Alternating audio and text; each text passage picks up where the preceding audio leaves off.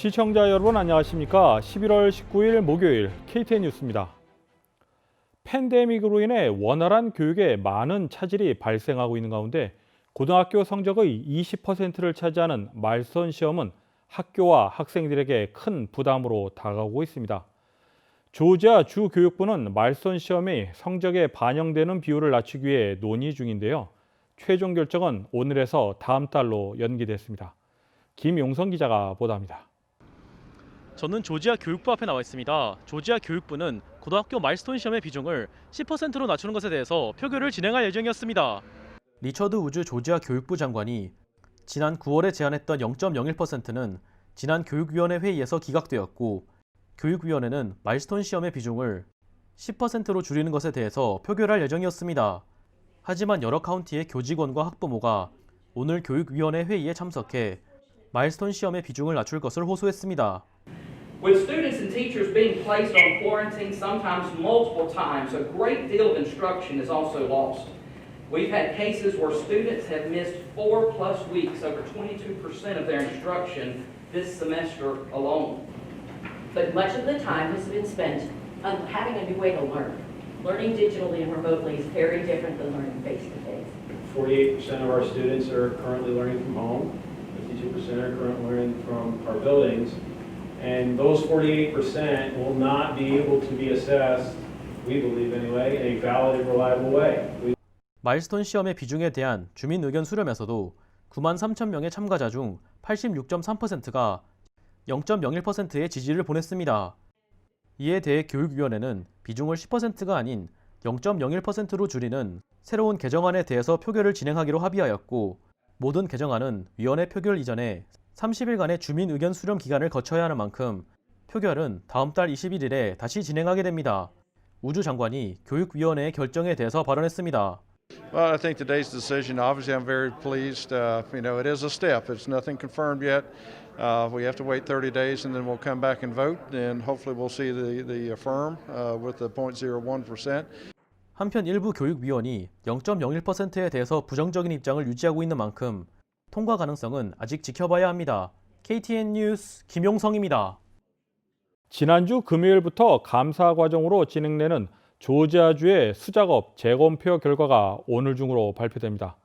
하지만 트럼프 대통령이 재검표를 요구하게 되면 조지아주에서 재검표가 다시 한번 진행될 가능성도 남아 있습니다.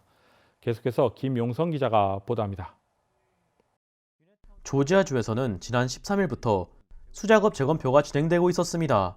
하지만 이 재검표는 조지아주에서 선거감사의 일환으로 진행했던 재검표로 공식 재검표와는 다릅니다.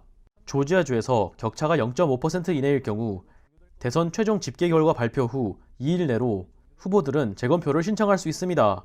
조지아주의 경우 내일인 20일에 최종 대선 집계 결과를 발표할 예정입니다. 공식 재검표는 수작업이 아닌 투표 집계 기기를 통해 진행됩니다. 트럼프 대통령이 조지아에서 재검표를 신청할 것이라는 의지를 나타내고 있는 만큼 조지아에서 재검표가 다시 진행될 가능성이 있습니다. 조지아 선관위는 이번 감사 동안 4개 카운티에서 집계되지 않은 투표를 일부 발견했으며 이로 인해 트럼프 대통령과 바이든 당선인의 격차는 약 1만 3천 표로 줄었습니다. 한편 전문가들은 재검표를 다시 진행해도 대선 결과에 변화가 생길 가능성은 낮을 것으로 전망하고 있습니다. KTN 뉴스 김용성입니다. 트럼프 캠페인 법무팀을 이끄는 전 뉴욕시장 루디 줄리아니 변호사는 조지아주의 재검표는 의미가 없다며 내일인 금요일 조지아에 대규모 법정 소송을 제기할 것이라고 밝혔습니다. 줄리아니 변호사는 애틀란타시에서 공화당 참관인이 부재자 투표 개표 과정을 제대로 참관하지 못했으며 이중 투표도 있는 등 투표와 관련해 많은 부정이 있었다고 주장했습니다. 다음은 코로나19 소식입니다. 캅 카운티의 누적 사망자가 1명 줄어들었는데요. 이는 주 보건당국 측이 집계 과정에서 수치가 재조정되는 경우 발생할 수 있다고 밝힌 바 있습니다. 오늘의 코로나19 현황을 김용성 기자가 정리했습니다. 19일 오후 3시 30분 기준 미국 내 코로나19 누적 확진 환자는 1,198만 1,180명, 누적 사망자는 25만 7,331명입니다.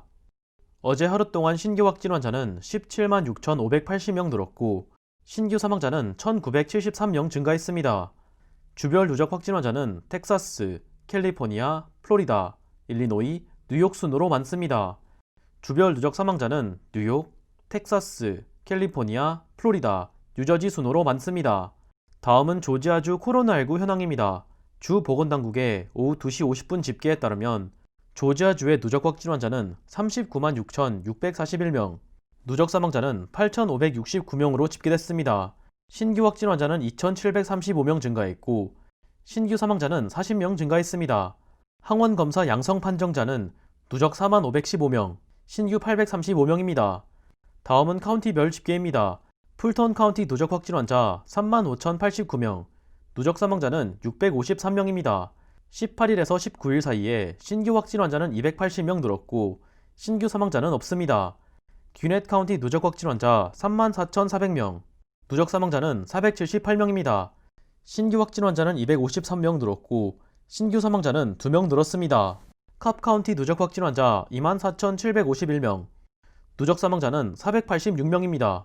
신규 확진 환자는 193명 늘었고 사망자는 조정으로 인해 1명 줄었습니다. KTN 뉴스 김용성입니다.